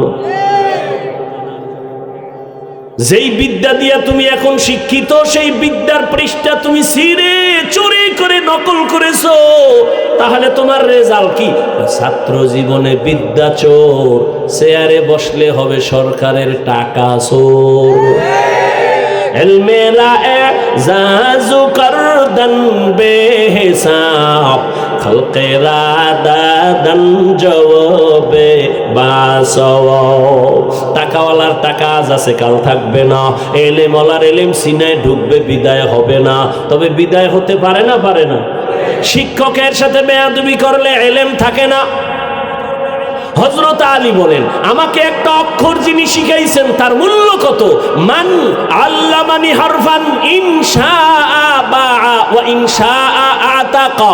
আমাকে একটা অক্ষর যিনি শিখাইছেন তার মূল্য এত, চাইলে আমাকে গোলাম বানাইয়াও রাখতে পারেন, বিক্রিও করে দিতে পারেন। শিক্ষকের সাথে প্রতিবাদ করার কোনো সুযোগ নাই। দুই নাম্বার ব্যবধান, আমি টাকা পাইয়া খুশি না, ইলম পেয়ে খুশি। কেন? টাকাওয়ালার বয়স যত বাড়ে, টাকা যত বাড়ে, তত দুশ্মন বাড়ে। আর ইলম ওয়ালার যত ইলম বাড়ে, তত বন্ধু বাড়ে। ঠিক না? টাকাওয়ালার যত টাকা বাড়ে তত দুশ্মন বাড়ে। নিজের বউ দুশ্মন, নিজের মাইয়া ভোলা দুশ্মন। কি এই নজির বাংলাদেশে নাই? বাবার টাকা পায় না, দেয় না, টাকা নেওয়ার জন্য বাবার গলায় ছুরি ধরছে সন্তান, মাকে মেরে ফেলেছে সন্তান, টাকা দাও। এই জন্য টাকাওয়ালার যত টাকা বাড়ে দুশ্মন বাড়ে, এলেমওয়ালার যত এলেম বাড়ে তত বন্ধু বাড়ে। 3 নাম্বার, টাকাওয়ালা যত বয়স বাড়ে তত সবার ঘৃণা বাড়ে, আর এলেমওয়ালার যত বয়স বাড়ে সবার মোহব্বত বাড়ে। ঠিক না? টাকাওয়ালা বুড়ো হয়ে গেছে, ছেলেও কয় মরে না কেন, তাই তো টাকা আমি পাই। মেয়েও বলে মরে না কেন, গোপনে ইমাম সাহেব রেখে একটা জালালি খতম লাগাও, বাবা যেন তাড়াতাড়ি খতমে মরে, টাকা পয়সা সব আমি বাতাসে উড়াবো। আর ইলমওয়ালা যত বুড়া হয়, বড় বড় বড় বড় মুহাদ্দিস সাহেবরা লাইনে দাঁড়ায় বড় আল্লাহওয়ালার জুতা সোজা করার জন্য। হযরত আলীর আল্লাহ এত জ্ঞান দান করেছেন, নবী নাই, আবু বকর নাই, খেলাফতের চেয়ারে এখন কে আছেন? ওমর। রহমতের নবী গেলেন, চলে আসলেন আবু বকর, আবু বকর চলে গেলেন, আসলেন কে? ওমর। চেয়ারের মধ্যে বসা, ক্ষমতার মসনদে বসা, পাশে হযরত আলী। হঠাৎ একদিনের ঘটনা, সামনে আদালতে একজন মহিলা আইসা দাঁড়ায় গেল, ডাক দিয়া কয় খলিফাতুল মুসলিমিন। ওমরের তো বুঝেন কেমন বেডা, যে শয়তান দেখলে দৌড়, যেই শয়তান আল্লাহর সাথে চ্যালেঞ্জ দিল সেই শয়তান ওমরের দেখলে ভালায় যায়। কি পাওয়ার ওমরের! কথার আগে তরবারি রেডি। ওমরের আদালতে দাঁড়াইছে এক মহিলা, দাঁড়াইয়া বলে খলিফাতুল মুসলিমিন, আমার বিচার করেন, আমি অপরাধী। ওমরের পাশে কে আছেন বলেন? হযরত আলী। ওমর বলে কি সমস্যা, কি কি অন্যায় করছো? মহিলা ডাক দিয়া কয়, আমি জিনা করেছি, আমার পেটে একটা অবৈধ বাচ্চা আছে, আপনি আমার বিচার করেন, আমি অন্যায় করেছি, আমার পেটে অবৈধ একটা বাচ্চা, আমি চাই দুনিয়ায় আমার বিচার হয়ে যাক। এই অপরাধে আমি আল্লাহর আদালতের আসামির কাঠগড়ায় দাঁড়াতে চাই না। দুনিয়ার বিচার সহ্য করা যাবে, হাসরের বিচার সহ্য করা যাবে না। ওমর কয়, এত বড় অপরাধী জল্লাদ, তরবারি কই? আলী তাকায় দেখে যে এখন মাইরেই ফেলাই। হযরত আলী খলিফাতুল মুসলিমিন ওমরকে বললেন, ওই যে নবী দোয়া করছে আলীর জ্ঞান বাড়ায় দাও, আলী আমার এলেমের দরজা। খলিফাতুল মুসলিমিন করেন কি? কয় ওরে জবাই করুন। একটু থামেন। কেন? কয় খলিফাতুল মুসলিমিন এখন ওই মহিলাটাকে যদি হত্যার আদেশ দেন, মহিলা অন্যায় করেছে ঠিক আছে, কিন্তু গর্ভের বাচ্চার কি কোনো অন্যায় আছে? কয় নাই। তাহলে বাচ্চার উপরে বেইনসাফি হবে না? ওমরের মাথা ঘুরে গেছে। আলী, ফয়সালাটা আপনিই করেন। হযরত আলী বললেন, এই আম্মা জান, দিব্যি আরামে নিশ্চিন্তে আপনি বাড়ি চলে যান, বাড়ি যাইয়া আরামে খাবেন আর ঘুমাবেন। দীর্ঘদিন আপনি সন্তান রুষ্টপুষ্ট করার জন্য খানা খাবেন, সন্তান যখন দুনিয়াতে আসবে লালন পালন করে বড় বানাবেন।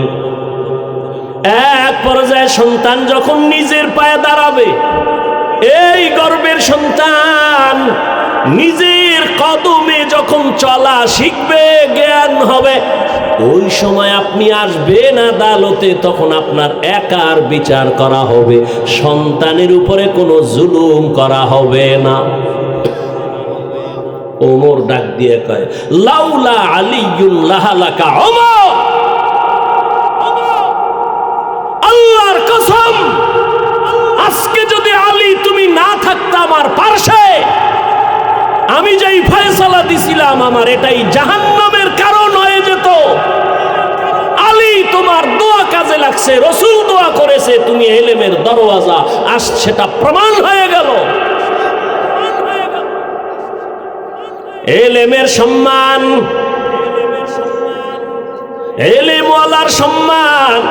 আলিপুর বাজারে বিল্ডিং এর অভাব নাই, কিন্তু আল্লাহর কসম একটা বিল্ডিং এর ওই পরিমাণ দাম নাই কোরআনওয়ালা টিনের ঘরের যেই দাম। কোরআনের কারণে এত দাম, ঠিক এই মজলিসটারও কোরআনের বরকতে এই দাম। ঠিক ওই কোরআনের ইলমের কারণে আল্লাহ আমাকেও সে সম্মান দিয়েছেন, একমাত্র কোরআনের কারণে, টাকার কারণে না, ক্ষমতার কারণে না, একমাত্র আল্লাহর দেওয়া কোরআনের ইলমের বরকত। বাচ্চা হারুন রশিদ প্রশ্ন করলো, আমি জাহান্নামী নাকি জান্নাতি, জবাব দাও। 9 বছরের বালক দাঁড়ায় গেল, সিংহাসনে বসলো। আল্লাহ তাআলা তাকেও ইলমের ভান্ডার খুলে দিয়েছেন। বড় বড় আলেমরা তাকায় আছে, 9 বছরের বালক আবার কি বলবে? মাওলায় ক্ষমতা দিলে হয় না, হয় না? ইলমেরা এজাজু করদন বেহিসাব, খলকেরা দাদন জওয়াবে বাসও। বাদশা হারুন রশিদ একদিকে রাষ্ট্র চালায়, অন্যদিকে বাদশা হারুন রশিদ একজন বড় বুজুর্গ। জানা থাকলে বলেন, হারুন রশিদের বউয়ের নাম কি? জুবায়দা খাতুন। কে সেই জুবায়দা? মক্কায় যাবেন, এখনো সেই জুবায়দার নামে বিশাল বড় পানির ড্রেন আছে, নাম হলো নহরে জুবায়দা। এই ক্ষেত্রে আমি পর্দার আড়ালের আম্মা জান ও বোনদেরকে বলি, ও পর্দার আড়ালের আম্মা জানেরা, বোনেরা, এত বড় ক্ষমতাওয়ালা বাদশা হারুন রশিদ, কিন্তু তার স্ত্রীর কত পাওয়ার। কিন্তু জুবায়দা এমন একজন আল্লাহর গোলাম, হলো আল্লাহর বান্দি, কোরআনে হাফেজা। সুবহানাল্লাহ কোন কোরআনে। শুধু কি তাই, এই জুবায়দার কাজের মহিলা 100। কত? প্রত্যেকটা কাজের মহিলা কোরআনে হাফেজা। জুবায়দা কয়, আমি চাই আমার ঘরের মধ্য থেকে প্রত্যেকটা মিনিট আর সেকেন্ডে যেন কোরআনের তেলাওয়াতের আওয়াজ হয়, আওয়াজ। মহিলা 100 জন কাজের বাক করে দিছে, তুমি আধা ঘন্টা তেলাওয়াত করবা, এরপরে কাজে নামবা। আবার এই মহিলা তুমি তেলাওয়াত শুরু করবা, তুমি আবার 1 ঘন্টা তেলাওয়াত করে কাজে নামো। এইভাবে 24টা ঘন্টা জুবায়দা খাতুন কাজের মহিলাকে রেডি করে দিছে, যে কোনো না কোনো মুহূর্ত যেন কোরআন তেলাওয়াত ছাড়া আমার ঘরের মধ্যে আওয়াজ না হয়। কেমন জুবায়দা! আর আমগো ঘরের আম্মাজান বোনদের কাজের লোকের কি হালাত! কত কপাল পোড়া আমরা! ঘরের মধ্যে কোরআন শরীফ আছে, কিন্তু কোন কপাল পোড়া এমনও আছে 20 বছর হইছে, একটা দিন খুইলাও দেখলো না যে কোরআনটা কেমন। এত বয়ান করে হুজুরেরা, দেখি ভিতরটা কেমন। ওরে কোরআন তো এমন একটা কিতাব যেটা খুইলা শুধু তাকায় দেখলেও সওয়াব। ওই যে একটু আগে বলছি বাইতুল্লাহ দেখলে, ঠিক কোরআন দেখো সওয়াব। নবী বলেন, কোরআনের উপরে আঙ্গুল দিয়ে টেনে টেনে তাকাইয়া তাকাইয়া যদি কোরআন তেলাওয়াত করো, চোখের পাওয়ার কোনোদিন নষ্ট হবে না। আল্লাহর কোরআন এত মজার, যার কণ্ঠ যত সুন্দর তার তেলাওয়াত তত। দুনিয়াতে কত কথা শুনি, কবিতা শুনি, 1 বার 2 বার 3 বারের বেশি ভালো লাগে না। আর আমার আল্লাহর কোরআন যত শুনি ততই অন্তরে চুম্বুকের মতো টানে। কথা ঠিক নেই? কিন্তু কপাল বড় খারাপ, ওই কোরআন পড়ানোর জন্য বাবারও ফিকির নাই, মায়েরও ফিকির নাই। এরে আল্লাহর বান্দা, নিজে আলেম হতে পারলেন না, একটা সন্তানকে কোরআন পড়ায়ও যদি বাসায় আসলে শুনতেন, ও বাবা একটু কোরআন তেলাওয়াত কর, সূরা ইয়াসিনটা তেলাওয়াত কর। যেই ঘরে ফজরের নামাজের পরে কোরআন তেলাওয়াত হবে, সূরা ইয়াসিন তেলাওয়াত হবে, ওই ঘরের মধ্যে আমার আল্লাহ ফেরেশতা দিয়া পুরা বাড়ি পাহারা দিবে। জুবায়দা স্বপ্ন দেখছে, বাইতুল্লাহর সামনে দাঁড়াই আছে জুবায়দা। কেমনে দেখছে? স্বপ্নে। খুব খেয়াল করেন, জুবায়দা খাতুন স্বপ্নে দেখে বাইতুল্লাহর সামনে দাঁড়ানো, আর সারা দেশের মানুষ আইসা জুবায়দার সাথে অপকর্ম করে, জেনা করে। খারাপ না, ভালো? খারাপ দেখছে, তাই তো? স্বপ্নের ব্যাখ্যাকারী আব্দুল্লাহ ইবনে সিরিন রাহমাহুল্লাহ তার কাছে গেছে, লোক পাঠিয়ে দিছে, যাও এই খাদেমা স্বপ্নের ব্যাখ্যা নিয়ে আসো, আমি বাইতুল্লাহর সামনে দাঁড়ানো, মানুষগুলো এসে আমার সাথে অপকর্ম করে, জিনা করে। তবে স্বপ্নের ব্যাখ্যা নিতে গিয়ে আমি জুবায়দার নাম কইবা না, কইবা একজনে দেখছে। গিয়েছে খাদেমা, যায় বলে এক বড় ব্যক্তি স্বপ্ন দেখেছে, মহিলা বাইতুল্লাহর সামনে দাঁড়ানো, আর সারা দেশের মানুষ এসে তার সাথে জিনা করে। স্বপ্নের ব্যাখ্যাকারী কয়, কে দেখছে? নাম কয় বলা যাবে না, কয় ব্যাখ্যাও দেওয়া যাবে না, কারণ ব্যক্তি হিসাবে স্বপ্নের ব্যাখ্যা হবে, ব্যক্তি বুঝা স্বপ্নের ব্যাখ্যা। একজনের স্বপ্ন দেখছে যে নবীজি সামনে পিছনে, আর হে সামনে ইমাম হয়ে আছে। এটা তো শরীয়তে হারাম, রসুলের সামনে ইমামতি করা কি হারাম।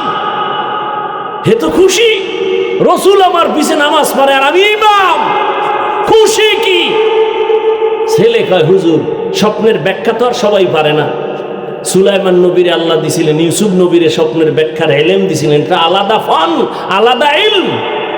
ছেলে যাই, আমার আব্বু স্বপ্ন দেখছে একজন ব্যাখ্যাকারীর কাছে, কি নবী পিছে মুক্তাদি, আর আমার আব্বাই কি? কথা কয় না, খুশি কি? স্বপ্নের ব্যাখ্যাকারী কয়, তাড়াতাড়ি কাফনের কাপড় কিন, তোর বাপে লাশ হয়ে গেছে, তোর বাপে লাশ। কারণ রসুলের ইমামতির সামনে কেউ থাকলে সেটা লাশ থাকতে পারে, জিন্দা কেউ থাকতে পারে না। তুই তো তোর বাহির ইমামতি দেও না, লাশ দেখছো, তাড়াতাড়ি কাফন কিন। তাই হয়ে গেছে, রসুলের সামনে যায় কে? লাশ। এছাড়া যাওয়ার জিন্দা কারো অধিকার। বাইতুল মুকাদ্দাসে মেরাজের রাতে রসুল হাজির, সব নবীরাও সেখানে হাজির। আদম নবী কয়, আজকের ইমামতি আমি করলে তো আমার জীবন ধন্য, সবাই চায় করবে। আল্লাহ কয়, আমার রসুলের সামনে কারো ইমামতি চলবে না, রসুলকে সামনে আগায়া দাও। সেদিন থেকে রসুল শুধু ইমাম না, ইমামুল মুরসালিন।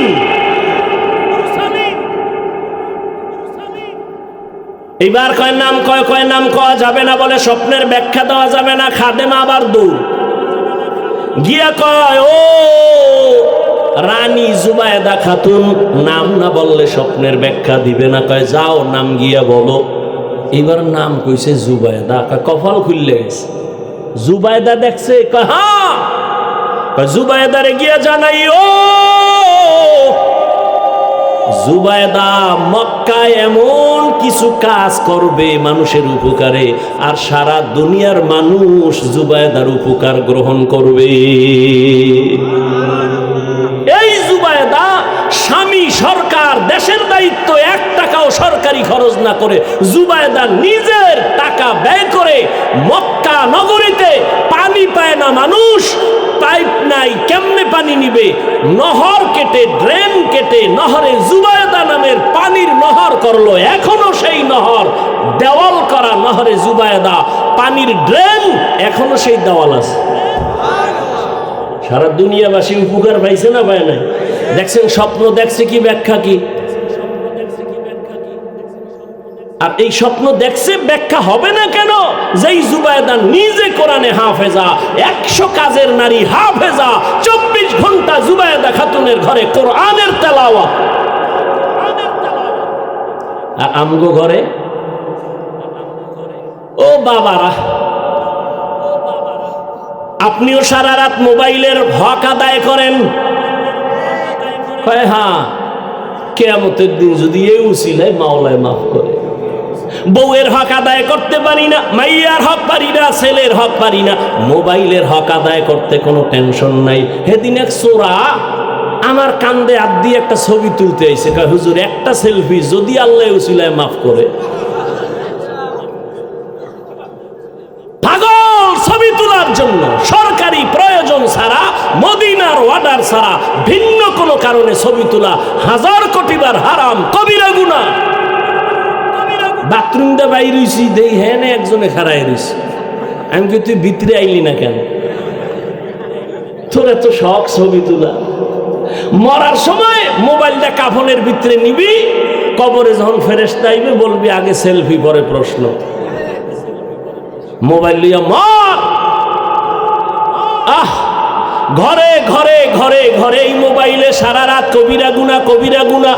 স্বামী আর স্ত্রীর মধ্যে দূরত্ব কেমনে যে বুঝাই রে যুবক। এই মোবাইল কথা কয় না।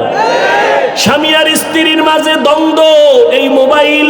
মা বাবা সন্তানের মাঝে দূরত্ব, এই মোবাইল। ছাত্র শিক্ষকের মাঝে দূরত্ব, মোবাইল। মা ছাড়তে রাজি, মোবাইল ছাড়তে রাজি না। ভাই ছাড়বে, বাপ ছাড়বে, টাকা ছাড়বে, বাড়ি ছাড়বে, মোবাইল ছাড়বে না। এই জন্য আল্লাহর কাছে বারবার দোয়া করি, হে আল্লাহ, মোবাইলের গুনাহ থেকে তুমি আমাদের পরিত্রাণ দান করো। আমি যে ফেসবুক চালাই না, কি হয়েছে? এই পুরুষে আমরা শুনছি ছোটবেলা, পুরুষ জিদ করলে বাদশা হয়, বাদশা। মহিলাকে আর কর দরকার নেই। পুরুষে জিদ করলে, রাগ করলে কি হয়, আর মহিলারা কি হয় ওটা আর দরকার নাই। কর তো জিদ করতে পারো না যে জীবনে মোবাইলে আর চালাবো না, ফেসবুক দেখবো না, বেগানা নারী দেখি কি হয়। আল্লাহ এই মোবাইলের গুনাহ থেকে আমাদেরকে হেফাজত করে। অনেক কষ্ট হইতেছে, আরে ভাই আমার তো হইতেছে, তারপর আপনাদের দোয়ার জন্য চালাচ্ছি। পৃথিবীতে কথা বলার মতো কষ্টের কোনো আর কাজ নাই। তাও যদি টাইম মতো ঘুম না হয়, বা কুত্তার মতো সারা দেশে দৌড়। এরপরে এক লাইনের মানুষ হইলে বোঝা যায় চোখ বন্ধ করে একটা টান দিয়ে গেছি। মানুষ যদি হরেক লাইনের, এক এক মেজাজের এক একজন, কথা ঠিক না? গরম কথা কইলে কয় হুজুরের ইমান বেশি গরম, এখনো যাব না। ঠান্ডা ওয়াজ করলে কয় পরের বাড়ি খাইয়া ইমানের পাওয়ার শেষ। কি শব্দ হুজুর কয় ভাই দাওয়াত কা আলহামদুলিল্লাহ, কয় আমনের বাড়ি, কয় নাউজুবিল্লাহ। ভাইরা আমার,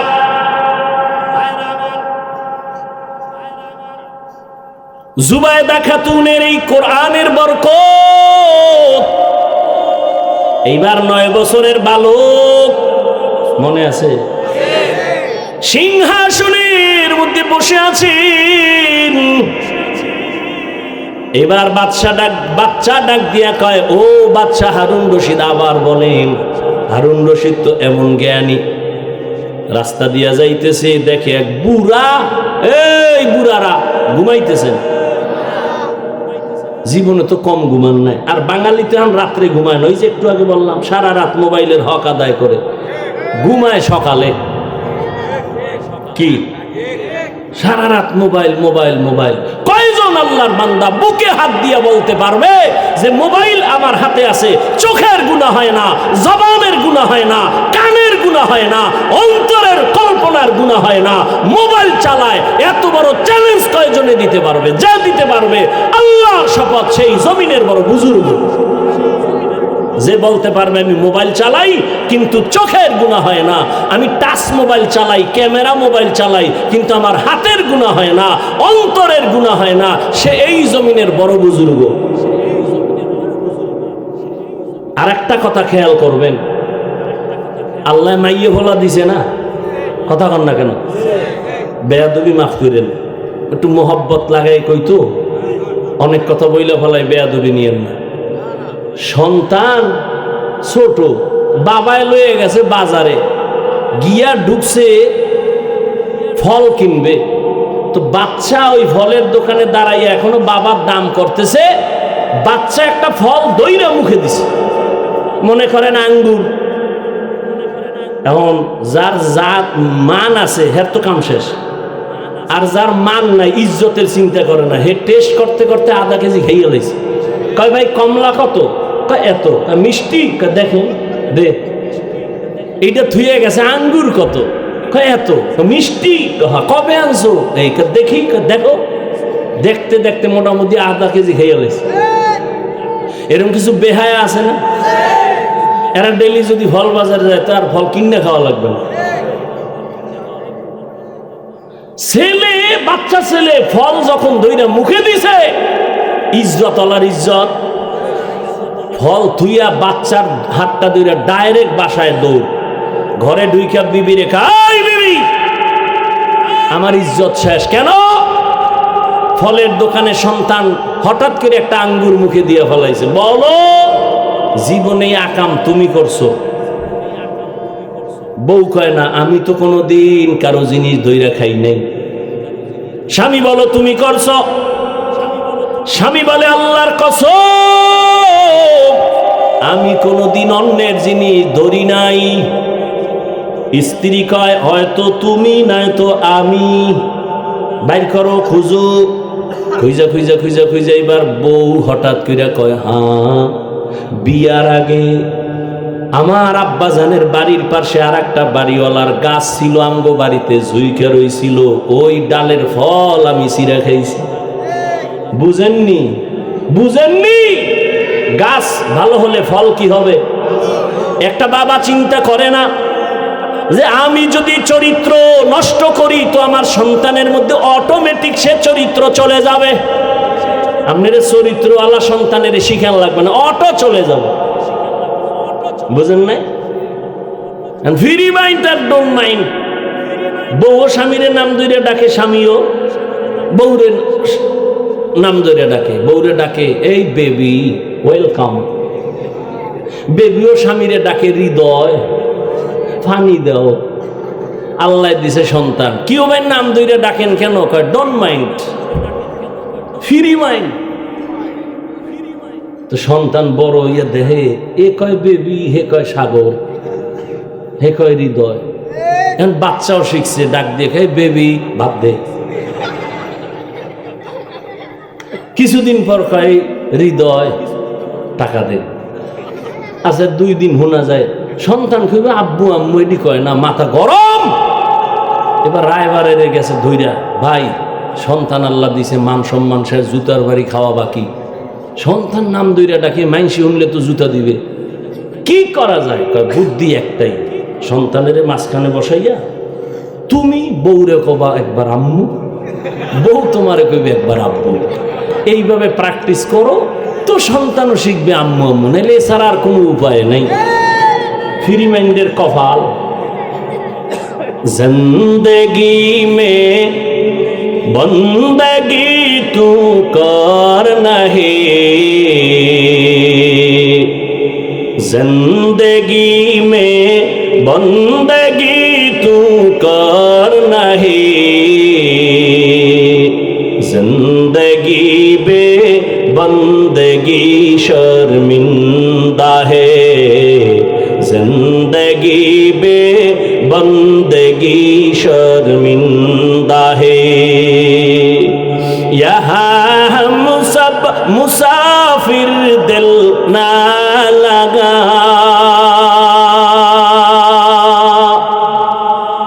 यहाँ हम सब मुसाफिर दिल ना लगा,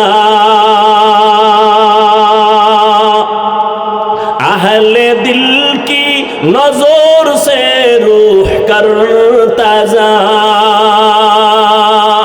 शाह दौलत सब ফকির গর নেক নেহে শাহ দৌলত সব ফকির গর নেক নেহে जिंदगी में बंदगी तू कर नहीं जिंदगी में बंदगी तू कर नहीं जिंदगी बे बंदगी शर्मिंदा है जिंदगी बे बंदगी शर्मिंदा है এরে নবীর উম্মত 9 বছরের বালক ডাক দিয়া বলেন ও বাদশা প্রশ্নটা কি আবার করেন বলে আমি জান্নাতি নাকি জাহান্নামী বলো 9 বছরের বালক ডাক দিয়া কয় বাদশা জাহাপনা আপনার জীবনে এমন কোন ঘটনা ঘটছে কিনা বলে কি কয় আপনি চাইলেই গোপনে গুনাহ করতে পারতেন জেনা করতে পারতেন কিন্তু আল্লাহর ভয় করেন নাই বাদশা হারুন রশিদ বলে আল্লাহর কসম এইরকম একদিন আর দুদিন না অনেক অবস্থা হয়েছিল আমি চাইলেই গুনাহ করতে পারতাম চাইলেই জিনা করতে পারতাম কিন্তু আল্লাহর ভয়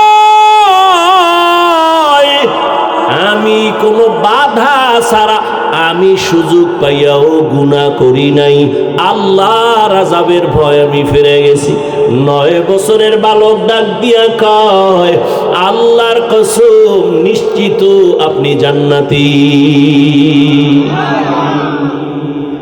অন্য উলামায়ে কেরামের মাথা গরম হয়ে গেল এই 9 বছরের বালক আমরা সবাই ফতোয়া দিলাম বাদশাকে কোনোদিন কোনো বাদশা কেন কোনো মানুষকে জান্নাতি বলা যাবে না জাহান্নামী বলার উপায় নাই তুমি বলেছো বাদশা হারুন রশিদ জান্নাতি দলিল বাচ্চা কয় এত টেনশন কেন আমি আল্লাহর কোরআনের আয়াত দিয়া দলিল দিব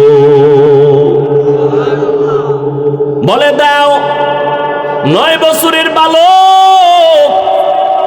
আমি যে আয়াত দিয়ে আজকে বয়ান শুরু করেছি আয়াতটা তেলাওয়াত করে শুনাইলেন ওয়া আম্মা মান খাফা মাকামা রাব্বিহি ওয়া নাহান নাফসা আনিল হাওয়া ফাইন্নাল জান্নাতা হিয়াল মাওয়া ডাক দিয়া কয় আল্লাহর কসম আল্লাহ এই আয়াতের মধ্যে ওয়াদা করেছেন যারা আল্লাহর আদালতে দাঁড়াইয়া হিসাব দেওয়ার ভয় নিজেকে গুনাহ থেকে ফিরাইয়া রাখবে আল্লাহ ওয়াদা করেছেন তার ঠিকানা জান্নাতুল মাওয়া हर के दारत खौफ हक दौर दिल मदाम जन्नतुल मअवा देहद राम मकाम जुज़बा हक छी जे मखाज इंसु जा फजले उआ मस्त दर जुमला जहां ঘুমাসতেছে আর একটু সামনে আগাবো একটা কিচ্ছা শোনাবো কিচ্ছা শুনবেন আমার নামে তো এমনি বদনাম আছে হাফিজুর রহমান কিচ্ছা কাহিনীর ওয়াজ করে বলে না বলে যারা বলে ওরাও সিফায় দাঁড়ায় দাঁড়ায় শুনতেছে কি কই সাথে পাইলে সামনে পাইলে জিগাইতাম তুই আইছো কা খোদায় আনলে করুন কি হ্যাঁ বান্দা চাইলে কিছুই হয় না আল্লাহ চাইলে যে আবু জাহাল আমার নবীর দুশমন ঘুরে ঘুরে ঘুরে ঘুরে বলে মুহাম্মদের কাছে যাইবা না পাগল হয়ে গেছে ওই আবু জাহিল্লা রাতের গভীর নবীর ঘরের কিনারায় গোপনে দাঁড়ায় দাঁড়ায় রহমতের নবীর জবানে কোরআন তেলাওয়াত শুনে কি আবু জাহাল তুমি আবার গালি দিয়ে আবার ভিতরে এক গোপনে চুরি করে শুনো কেন কয় যতই বিরোধিতা করি জবান মুহাম্মদের এত মিষ্ট তেলাওয়াত শুনলে কলিজা ঠান্ডা হয়ে যায় নবীর তেলাওয়াত কত মজা আমগো তেলাওয়াত মক্কা মদিনার ইমামের তেলাওয়াত করে আর মানুষ কাঁদতেছে, তাহলে নবীর তেলাওয়াত আরো কত মজা হবে। আলহামদুলিল্লাহি রাব্বিল আলামিন আর রহমানির রহিম মালিক ইয়াউমিদ্দিন ইয়্যাকা না'বুদু ওয়া ইয়্যাকা নাস্তাঈন ইহদিনাস সিরাতাল মুস্তাকিম সিরাতাল লাযীনা আন'আমতা আলাইহিম গায়রিল মাগদুবি আলাইহিম ওয়ালাদ-দাল্লিন।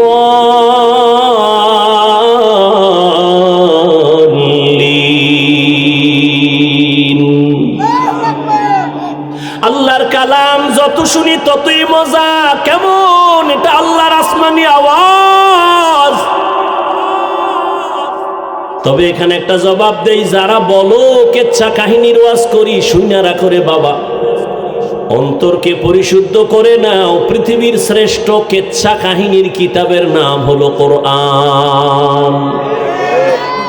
বলার সময় নাই, 2000 আয়াতে আছে কোরআন শরীফে শুধু কেচ্ছা কাহিনী। কেচ্ছা কাহিনীর শ্রেষ্ঠ কিতাবের নাম কোরআন। তুমি কি বুঝো? জমিনের মধ্যে শ্রেষ্ঠ কেচ্ছা কাহিনীর কিতাব হলো হাদিস। এরপরেও আমরা দুই একটা কেচ্ছা কাহিনী কোরআন হাদিসের বাইরেও যদি শুনাই, তবে সোনা বন্ধের গান শুনাই না। আমরা এমন কেচ্ছা শুনাই যাদের কেচ্ছা শুনলে মানুষের দিল নরম হয়, চোখে পানি আসে। এরে নবীরা আশেক, আল্লাহর ওয়ালিদের কিচ্ছা চোখে পানি আসবে। ভালো করে বুঝো। ওই রকম একটা কেচ্ছা আমি আপনাদের শুনাই, পর্দার আড়ালের আম্মা জানদের জন্য শুনাই। হে আম্মা জানেরা, আপনারা যে কত ধন্য, কত দামি নারী।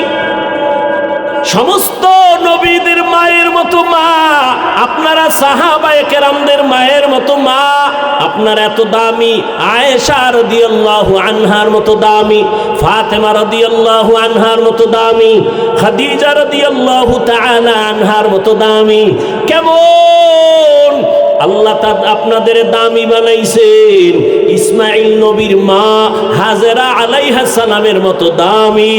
এরে আম্মা জান, আপনারা ঈসা নবীর মা মারিয়াম আলাইহিস সালামের মতো দামি। আপনারা বেঈমান ফেরাউনের নাম আপনারা জানেন। ওই ফেরাউনের স্ত্রীর নাম কি? আসিয়া। কত দামি নারী। রহমতের নবী বলেন, কিয়ামতের দিন জান্নাতের ভেতরে আসিয়ার সাথে আমার বিবাহ হয়ে যাবে। এরে আম্মা জান, আপনাদের জীবন বড় ধন্য। আল্লাহর আপনাদের মতো একজন দামি নারী 5 ওয়াক্ত নামাজ পড়ে, স্বামীর মাল হেফাজত করে, সন্তানগুলোকে আদর্শওয়ালা বানানোর চেষ্টা করে। এরে আম্মা জান, ইমাম গজালি বলেন, একটা সন্তান মায়ের আদর্শই বেশি নেয়, কারণ বাবায় কাজে ব্যস্ত। একটা সন্তান মায়ের কাছে সময় বেশি কাটায়। আম্মা জানের আদর্শ যা হয় সন্তানের মধ্যে তা চলে আসে।